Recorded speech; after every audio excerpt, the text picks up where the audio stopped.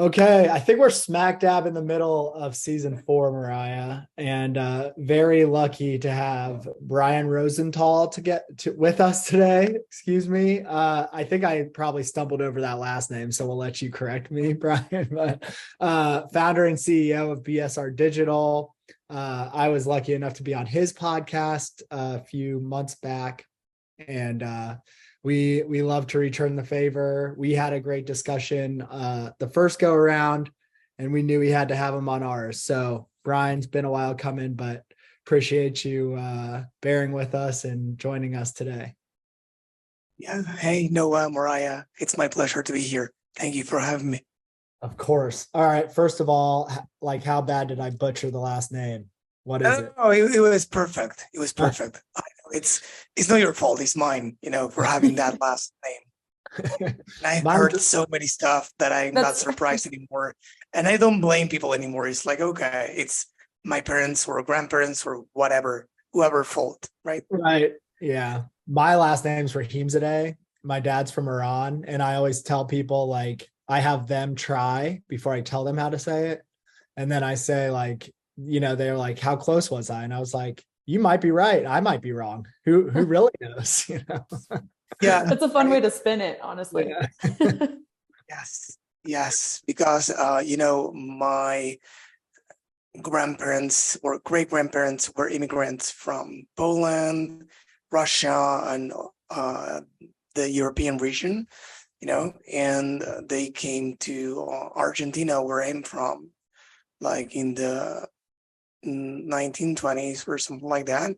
So they escaped from the First World War.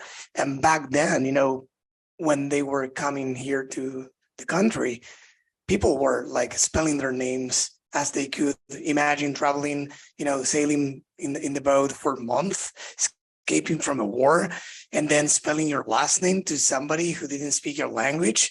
So you can see many, many last names similar to yours.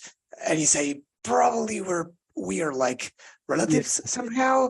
Right. But, in the customs, people wrote whatever name back then. So yeah, 100%. we can't blame anybody. Yeah. Yeah. My dad said, like, our last name is not like really a family name because of what you just said. Like, Yeah. I've been adapted so many times through the different moves throughout countries back in the day. So yeah, migration. Brian, good to see you. And first of all, tell us where you're dialing in from, because it's kind of unique. Yes, I'm from Buenos Aires, Argentina, at the south of the American continent, right? So if you're in the US, we are just at the southest part of the continent, where the Patagonia is, at the south of Brazil, let's say, to be more specific. Awesome. Have you hiked the Patagonia? No. Okay. Me and my buddy thought about doing that. Actually, I even had flights booked, but we got hit with COVID as a world. And so those flights were canceled and we never went, but it's on the list for sure. We'll hit you up. Went to one city. Yeah, sorry. I actually went to one city there, and it's beautiful, but there are many more down the road that, like, it's beautiful actually. Yeah, 100%. Okay, we obviously want to learn more about you and BSR Digital, and given when this episode will air, talk a little bit about Black Friday, Cyber Monday, of course.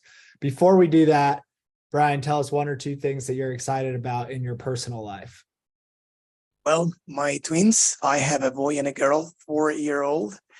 It was tough, definitely, during the pandemic. They were like 7 months old when it started, but now I'm enjoying them. Like a few months ago, they turned 4. So I'm super excited about them, and I really enjoy that. And then, I don't know, I practice a lot of sports. Soccer is a thing here where I live. Really? We are the latest world champions. Won the World Cup last year, so why not? Yeah, absolutely. Yeah, one of our other very close partners, Marco at Whiplash, is from Argentina as well, and he was very stoked. So he kind of got to see, firsthand, big time Argentine fan, and how crazy that was. So cool. And we have Messi here in the States now, of course, in Miami, which is awesome. I would love to go to a game there, but just to get into the building at any game is like minimum $500 just to get in the building. So as of now, it wasn't like that before. It's crazy. Yeah. It is crazy. So are you, I imagine, massive Messi fan, huh? Yes. I saw him play many times in Barcelona and here in Argentina. Of course. Oh, cool. Yeah. So you went over to Argentina to see him? Yes, to Barcelona. I went over to Barcelona to see him in 2013. Like the great, like the one Barcelona was with Xavi, Iniesta, and all the big players. Yeah. Yes, right then. And in Argentina many times, of course. Yeah, that was like the best team to play with on FIFA, except you're kind of cheating by playing with that team. Yes. You end up playing Barcelona against Barcelona because everyone chooses, or back then chose the same team, right? So yeah, exactly. Exactly. Oh man, that's bringing back memories. That's awesome. Well, very cool. Congrats on the twins, 4 years old. That's got to be a lot of fun. And yeah, thanks for lending us Messi for at least a small period of time. Don't I get paid for that? Yeah, of course. Yeah, it's part of his contract. You just get a piece of Inter Milan or Inter Miami. So that's okay. Awesome, man. Well, that's very exciting. Okay, tell us about your background. What led up to the founding of BSR Digital and what BSR Digital does today. Yes, sure. So I actually have a degree in computer science. I keep the glasses, so I'm a former nerd, but actually still am. Who am I kidding, right? So I actually worked as a software developer for many years.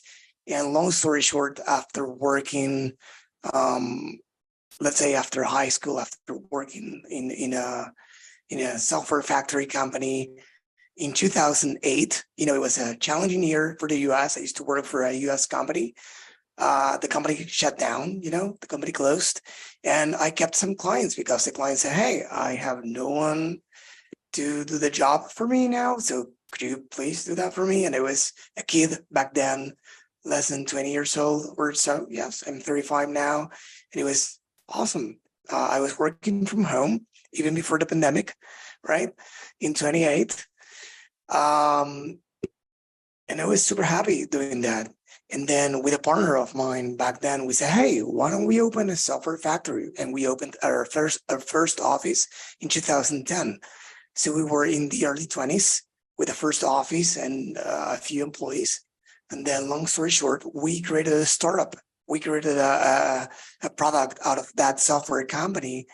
And we raised funds. We were like 40 people working for us. And it was crazy. And we learned a lot. And that was the first time I actually, that was like the closest I had been to marketing in my life, because I was surrounded by developers all my life, right? But then I was surrounded by salespeople, by marketing people in my startup. And that's, in the startup, we were doing Facebook ads, because Facebook ads was a thing in 2011, was the thing. And we were doing like, boosting posts, buying likes. That was all there was back then. Yeah. And growing the communities organically. And I said, hey, is this working? I'm coding all day long, hitting my head against the wall with some really tough problems as a developer. And these people were having fun and were, smiling and were, generating results for us. And as the years went by, I said, hey, I want more of this. So we opened the first marketing agency back in 2013 in parallel of that startup with another partner. And we said, hey, since we have a lot of clients of that startup, wanting to do like social media marketing, organic, and some paid. And so I want in, I want to be a part of this new world. And then a few years later, we sold the startup, and I went to work like I think it was 2014 or 15, full time in the agency, and we were doing organic. And then I was working full time there, and I said, "Hey, is this really working?" I came from again the like programming world. So for me, generating likes, shares, and comments for clients wasn't a thing for me. It was a thing for many people, and it is currently. But for me, it wasn't. I wanted to provide them with business results. So I said, hey, why don't we do something else? So long story short, we started working on helping them generate leads, and then later down the road, generate purchases online. So it's been a while since then. And that's what we've been doing since, those early days. Wow. And fast forward today, we help D2C brands mainly with their acquisition and retention efforts. Yes.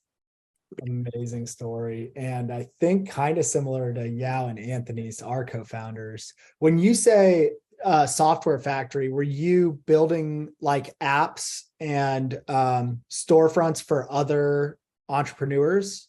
Is that what you started doing? Yes, we built web applications. We even programmed a platform like Twitter back then, like a copycat of Twitter, because someone paid us for that, because they wanted us to do that for them. Then, I don't know, so even apps for Facebook. I don't know if you guys remember those. In the Facebook pages, there were like tabs, and people and brands ran, contests, giveaways. Back then, they gave away cars, trucks, big things in returns of likes, fans, and blah blah. And or some of them, put their locations there, like in those tabs, or contact us pages. So those were embedded in their Facebook pages back in 2011, 13, 15, etc. Right? So we developed them through codes, games for Facebook, etc. Yes. Yeah, interesting.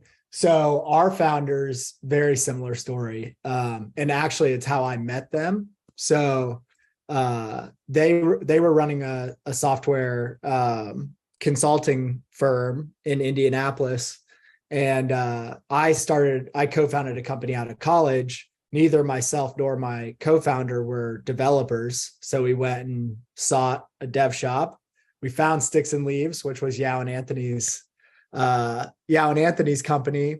They built our like wireframes and MVP. They even like went on some early sales calls with us. And at the same time, they were building apps for people like me and my co-founder. They were also working with Shopify merchants. And over time, they solved this problem of like the post-purchase experience being awful with Shopify for a couple merchants, like ad hoc. And then they realized that it's probably a problem for like every single Shopify merchant, right? And so eventually over time, they shut down the agency and built the platform that is Malomo today. And then I was connected with them from my thing way back in the day, and eventually ended up joining them in their mission. But that's a little background on how we met, but also very similar to yours. Like how did you guys decide to build your own software while you were building for others? Was it similar? Did you recognize like a pattern problem, or what did that look like? Yes. So in these cases, it was a little bit different because we were building solutions ad hoc and they were pretty different between each of them, like a copycat of Twitter, then some mobile apps and the different things. But then we had a business idea, and then we built that because we knew how to do it. And that was mainly the thing. So in our case, it wasn't like the same, but yes, we had the tools to build the idea that we had in mind. Right. That is awesome. Awesome. And then I'm curious too, like what made you sort of get more excited about the marketing side than the tech side or the development side? Was there anything in particular that you remember sort of you realizing like, actually, I really like this marketing thing even more than software development? Yes. So the first, it was more, let's say, it was easier, at least for me. Yeah. I mean, through my eyes, it was like, hey, I spent a lot of time coding, and coding might be something like it's trendy right now and it's super cool, blah, blah, but it's super tough because you can spend a lot of time and a lot of time just to make that, I don't know, a button change colors when you hover the mouse and, over it, or when you click on the button, whatever, right? And people don't appreciate that. And why should they? And you spend a lot of time still doing that. And that happens with many things, finding bugs all over the place. And so that was, I really loved that part of my life. But then when I came to know what I could do with the marketing and helping businesses get business results, for them, get real results for business without me going through that hustle and without having that pain that was bothering me back then, I said, hey, why not? I can solve problems and people can appreciate me working on them. Yeah. Yes. Absolutely. That makes sense. Okay. So now fast forward, you're fully in this BSR, founder role, helping e-commerce merchants with retention and acquisition. One question we always like to ask our agency partners and guests is like, there's new agency entrants into the Shopify ecosystem like every single day. What would you say sort of sets you and BSR Digital apart when it comes to differentiation? That's a great question. Although the answer is not straightforward, I have a few things to say. One thing is to know how to solve a problem, to know how to first identify a problem. Back in the day, one thing I learned as a, let's say, computer scientist is to actually ask questions to identify what people needed, because it was something I studied, right? I'm not perfect at it, but I studied it for many years, and I did it for many years, because to build software or to build anything else in life, even a building, you need to first understand what the customer wants. And you need to really know how to ask questions, because they won't tell you what you want unless you ask them the right questions. So if I ask you, hey, Noah, how are you? Probably will say, hey, fine. But if I truly want to know how you are doing, because let's say I'm a close friend and I want to really know how you're doing, I will ask you more accurate questions to really uncover those things. The same happened with customers. The same happened with our clients. We need to really understand what their problems are. And then we need to guide them through different strategies and solve their problems. Many people know the technical stuff. They know how to run ads. They know how to do SEO. They know how to do email marketing. And that's great.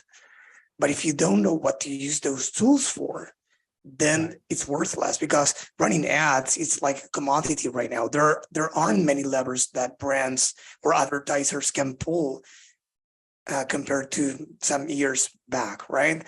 Right now, it's more about the strategies that you use, the message that you're using, and how you combine a holistic approach with the acquisition and the retention, and not only to, we are not the ad guys, we are not only the email guys, we are a partner that will take a holistic approach and help you solve your problem. Your problem is not, hey, I need to grow my business. Your problem might be, I don't know, let's reduce the cost per customer acquisition. Let's improve the average order value. Let's reduce the time between purchases. We work on those projects for you. We try to uncover them and to work on them for you, because fixing those things will actually make the improvements. Sure. Yeah. Okay? Yeah, absolutely. Makes a ton of sense. Like what I'm sort of hearing is like, instead of going to clients and saying, here's our playbook for running ads, you really try to understand the business and the unique problems that the business is facing and solve for those problems, rather than just running like the same playbook over and over and over again for every Yes. single client. Would you agree with that? Yes. And I would add that we are very, we want to help them. The same thing I like doing when I started in this world. I like helping them achieve business results. So we really care about them get the business results. So we build a 90-day roadmaps, as we call 90-day growth plans for them, validating with them the goals they want to achieve and breaking down how we are going to achieve them. And then we set tasks and we evaluate every single week whether we are on track or not. So we aim towards achieving goals, business goals, and not improving the ROAS only, or creating 3 ads a week, or optimizing ads every week only. We focus on actually helping them achieve the goals. Sometimes we even tell them, you don't need to run ads anymore until we fix this, or you don't need to do this other thing anymore until we fix that. So we try to recommend sometimes, apps like Malomo, because they might be missing some key areas in their businesses, or they need to gather more data about their customers and they need to use some other apps to do that. Or again, so we try to focus on what they need and suggest from there based on all the experience that we have. Got it. Makes total sense. What sort of like clients do you like to work with? Are there any unique verticals that you feel like you're really well positioned to help with, or company sizes that you sort of prefer to work with? What's that look like? Yes, size-wise, we help mainly 7 and 8 figure e-commerce brands. Industry-wise, we have worked with many. Actually, we find that D2C brands, mainly we have helped many B2B as well, but D2C brands in the apparel and fashion space, sometimes in the beauty space, we have helped them, many of them. So we feel really comfortable working with them, because there are many differences between the two as well, but many differences between those and some other verticals as well. So yes, that's right. Who we help mainly. Very cool. Any like recent projects that you've been particularly excited about that you've worked on? And if you can share like a little about the project and what the problem was and the solution that you solved. Whether you want to name a client by name or not is totally up to you. But and then any results as well that you saw from it would be awesome. Yeah, so I'm happy you asked. So the latest one, I would say that it's very recent. A client of us, it's doing high 7 figures. And for some reason, they weren't doing email marketing. They weren't doing none at all. No email. Not at all. Wow. Not at all. And the sad part is that we advised them to do that, but they didn't want to go for it. They were hesitant. I don't know why. And then we started doing that a few months ago. And in the first 30 days, they were doing like almost $100,000 from email marketing. And they were super happy because, email marketing is a little bit different, or very different, I could say, from, paid ads. For once, you don't need to put any ad spend, right? So it's like money you find in your pockets, because setting the right systems with that only, sometimes you start generating a lot of revenue. Of course, you need to have some other things in place. You need to be a brand with traffic, with an email list, etc. But that was a pretty big win for them and thus for us. Then another one was that we helped a fashion brand double their revenue in under 6 months. And they when they came to us, they said, "Hey, I want you to help me double the revenue next month." Of course, we laughed and we said, "If I say yes, who am I?" I mean, right? Yes, right? I mean, yeah. So I said, "No, let's build a plan." and we were aiming for a year. We did it in 6 months. We even saw a peak in sales way bigger than double of sales. It was like way bigger than that, like 4x in sales in Black Friday, but I'm not counting that as double in sales. It was the peak, but it was awesome for them. And now we are aiming to that level, to the last Black Fridays as an evergreen thing, because they want to grow, and grow. So that was another win for us. And yes, we are constantly, I mean, the 3 months ago, the last one I will mention, we have a lot, luckily, but this one, we helped this brand with a one-off, with a strategy and implementation of their email marketing, right? And it was a little bit different of a case study for us.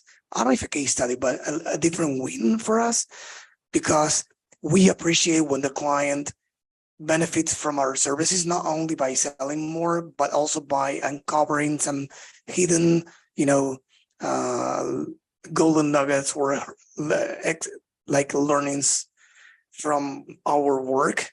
Yeah. So basically through the work that we did for them, the research and the campaigns we implemented, they mentioned a few things that I cannot remember the exact thing right now that they learned. And they were like writing emails back to us saying how grateful they were only because of the things that they learned by working. Oh, I remember now, by working on the ICPs, the ideal customer profiles. Even before we started working on the strategy, we do a deep dive on working on the ideal customer profiles, and we really spend time there. And some clients do like a pushback saying, "Oh, I already know who my customers are." Well, many times they don't.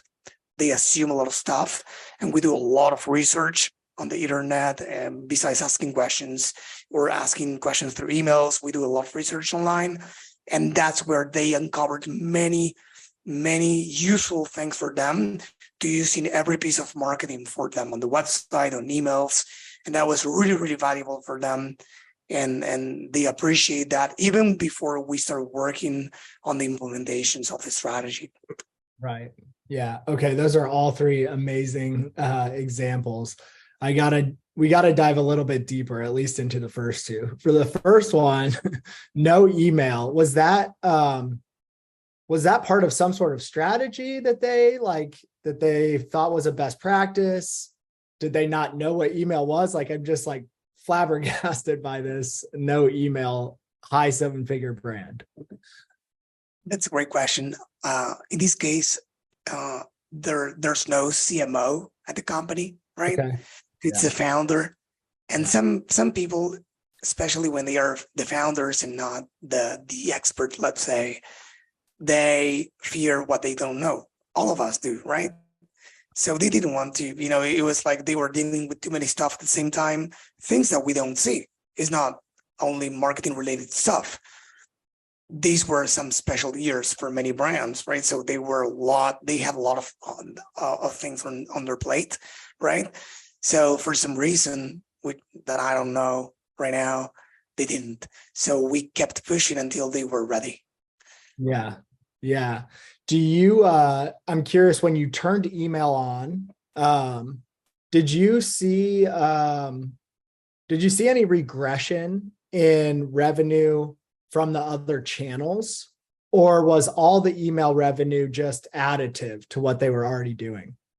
So it was the growing, it was adding revenue. So of course we know when you add a new channel such as email, there will be an overlap with the sales coming from other channels. So what I'm saying is that we saw the same percentage or not exactly the same, but almost the same percentage in growth of the overall revenue.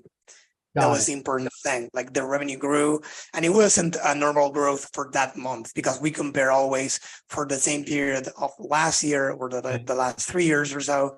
And it was a new thing. And actually to this day, it's a channel that generates around 20-something%, sometimes 30 other, and added revenue. That's the most important thing, because yes, as you said, it might not add revenue, but it might be the overlap. No, it added revenue. Yes.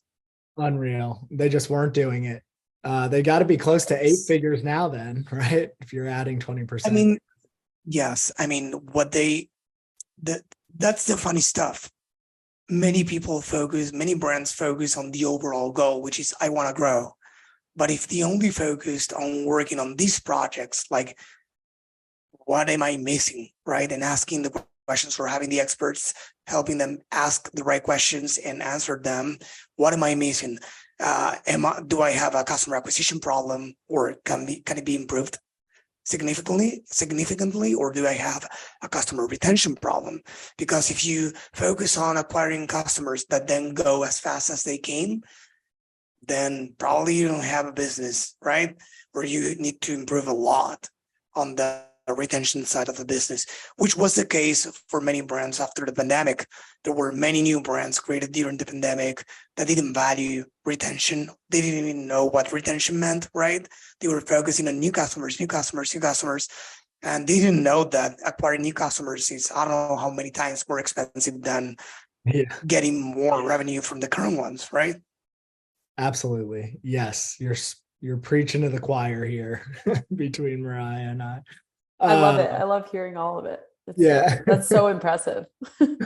And then one more question on the second brand that you mentioned. You said that you helped them double in revenue in 6 months, not 1 month, but 6 months. Still amazing results. I'm curious what you think the biggest growth levers were there. What were you able to help them with that you think really drove that double revenue in 6 months? Yes. So that's great questions. I think that the common pattern for all the growth stories is trying to have the right elements in place and pushing the right buttons. So in this case, for the one that for the email marketing case study, it was doing email marketing and of course the right things in email marketing. In this case, this company were doing meta ads, but they weren't doing them right. They didn't know how to scale. They were reaching a plateau every time and they didn't know how to do it. And back then we helped them, scale a lot through that platform and then through Google. And after we helped them grow and double the let's say the revenue, something else that helped them was getting their own app. Again, this is not for every business. Nothing is for every business, but they had the right elements. They were in a condition to say, I need to have my app, and through their app, push notifications, etc. That was like 50% of their revenue, adding more growth after that stage, right? So I guess the main thing is that you need to know at every phase of your business what's the next right move. And of course, it's impossible to anticipate that. You can throw some ideas and hypotheses, but answering your question again, probably about what sets an agency apart from the other, or it's knowing what tools you have and which tools will be the right ones for this business or for this other business, for the stage they are at, right? And in this case, that's what they needed, right? In the same with Malomo, we spoke that, and correct me if I'm wrong, but many companies neglect the fact that they lose, probably, you correct me again, both of you, if I'm wrong, but 10 to 20 or 15% of their traffic if they don't have an app like Malomo, because the traffic for the order tracking goes to the FedEx or UPS, etc.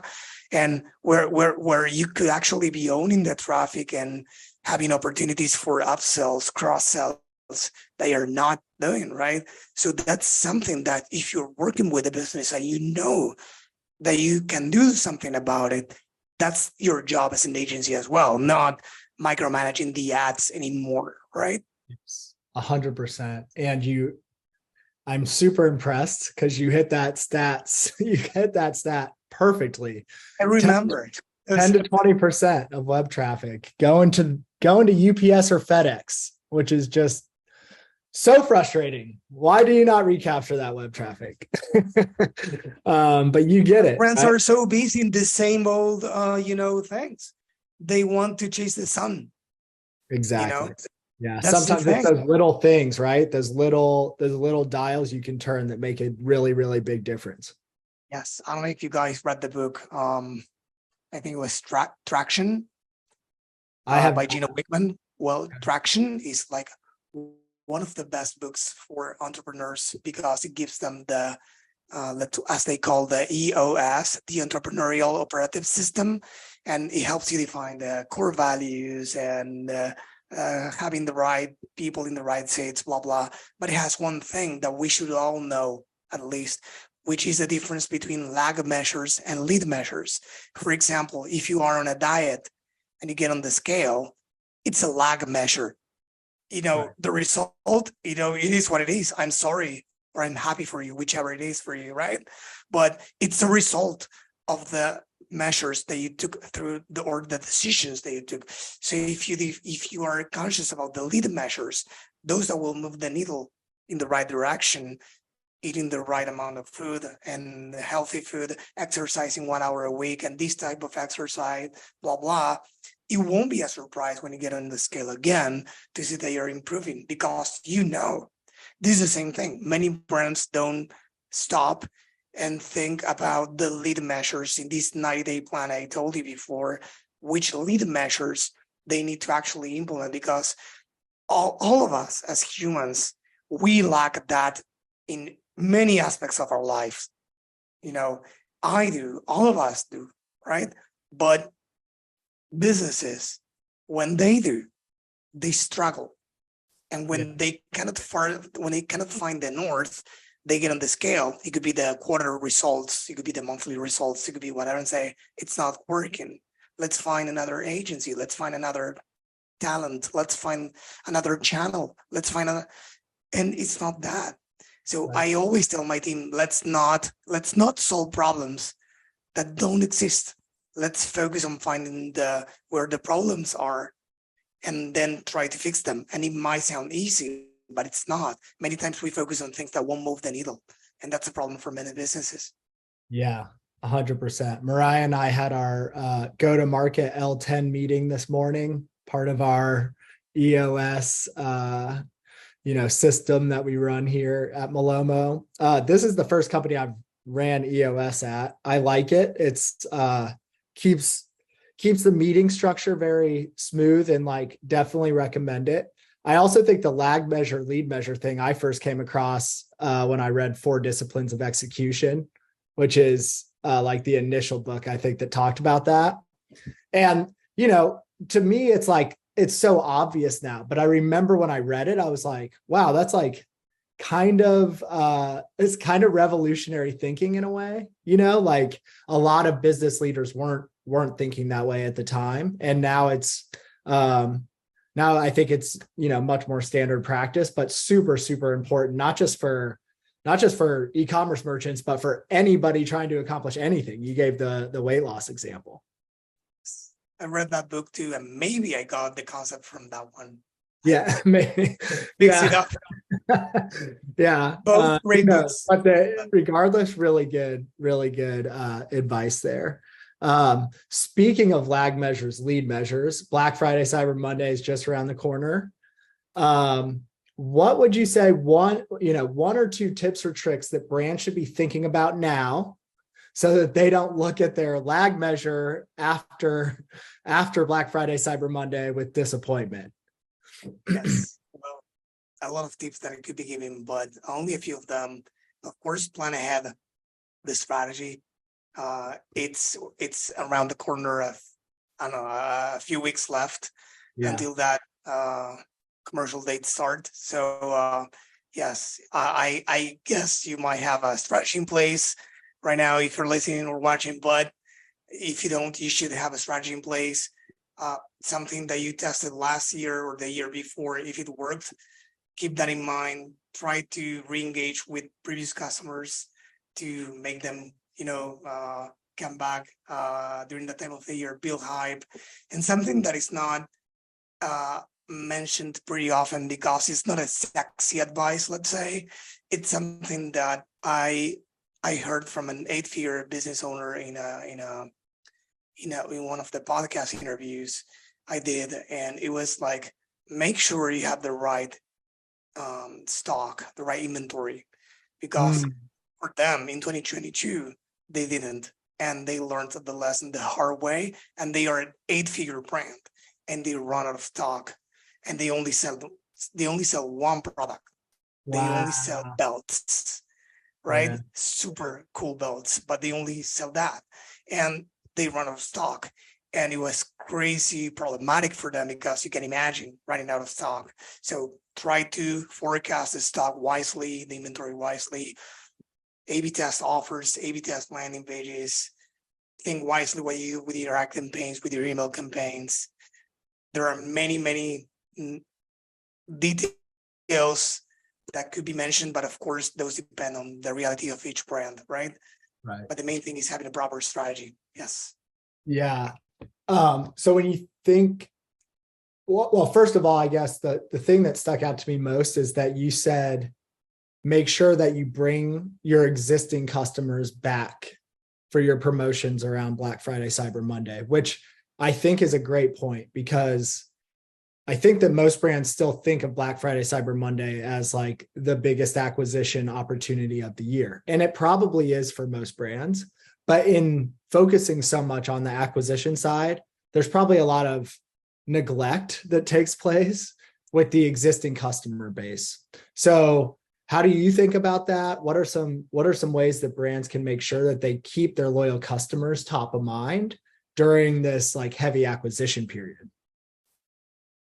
Yes, as we said earlier in the interview, your existing customers could be new customers too, right? I mean, they know your brand. You don't need to sell them on who you are or tell them more about your brand, why they should buy from you. They know. So if they are happy with the products, they can of course buy, and they could be the first ones to tell their friends and everyone they know about you, right? And that's very important, the word of mouth. So being top of, the fact that they have your brand top of mind that time of the year is very important, so they can refer your business as well. So doing things for them, not only for them to buy, but for them to refer you new clients, it's another great thing to do as well. Of course, everyone wants to get new customers, and brands should do that also in that period. But why an existing customer wouldn't buy from you? Why would an existing customer buy from you on Black Friday or Cyber Monday? We find a large percentage of the sales coming from existing customers typically. So yes, why neglecting it, right? Right. Yeah, absolutely. And that makes me think of driving acquisition through, and you kind of said this, like driving acquisition through those most loyal customers through some sort of loyalty program. I think having that loyalty program really shored up, making sure that you're hitting them with loyalty program incentives and opportunities at every touch point for your returning customers, where they can clearly see the value of mentioning your brand to a friend around the time of the holidays, more than most. That will greatly reduce, all of the money you're spending on ads and fighting for those keywords with everybody else, but also creates a really sort of flywheel between retention and acquisition, which is ideal. One good exercise that I advise marketers or brands to do is to take a look at the cohorts analysis, right? So if they have a Shopify store or any other store with that feature, looking at the cohorts mainly will allow you to do the following specific for this analysis for Black Friday. One, to see how many or what percentage of those people who bought for the first time in the last Black Friday or Cyber Monday returned and bought again, right? In the coming month. So first time customers in the last Black Friday, Cyber Monday, did they come back or not? And what percentage? And then it could be how many of your existing customers prior to that commercial date bought on Black Friday and Cyber Monday. And that will give you the starting point on, at least to forecast the metrics that you want to grow. For example, let's say, 20% of your existing customer base bought in the last Black Friday or Cyber Monday. So this year you might want to aim higher. Right. I don't know, right? So you know what growth means or looks like in that case. And the same with the other one. Hey, how much should we spend on acquiring new customers in Black Friday? Well, I don't know if we'll pay off or not. How can we know that? One of the many ways, of course, is to take a look at, again, last year, how many new customers did we have? X. How much did we spend? X. What was the cost per acquisition for those? X. Did they come back? I mean, was it worth it? Or did we acquire customers that never came back? If let's say if they never came back, or we think there could be improvements, what can we do to improve that? How can we make them buy again after Black Friday, Cyber Monday? So those are two examples of being intentional, even before the commercial day, to get ahead of the game and try to say, okay, this happened last year, this might happen, this is what I'm going to do to improve the results of last year, right? Yeah, I think that provides a lot of clarity around probably what you meant by like strategy, right? Look back historically, see what worked, what didn't, and then based on what your goals are for that year, figure out what the gaps are so that you can fill them with different tactics in the coming year. If you pay attention, I didn't mention anything about Facebook ads, Right. Google ads, or optimizing ad sets, ad groups, or whatever. I'm talking about business strategy, right? And that's what makes a difference. Of course, then we have all the nitty-gritty or the details, but if those details don't serve the greater good, let's say, then they are useless. Right. Absolutely. Very tactical stuff, man. Really appreciate you sharing that. I think it'll provide a lot of value, especially this time of year, to our listeners. Last question for you, and then we'll let you go. You've obviously had a really interesting and awesome career so far. Worked with a lot of brands as well. So what's one tip or trick that sort of helped you, guided you throughout your career that you still think about today? To keep going, to learn that there's no such thing as the due path, failure, and success. That was like a wallpaper I had back in the day in 2011, I think, in my office in the startup. There was a lot of pivoting from here to there. And I think the same happens with a lot of businesses, especially the D2C brands right now. So you need to keep pushing, you need to keep going, and you need to keep learning, right? That's the important thing.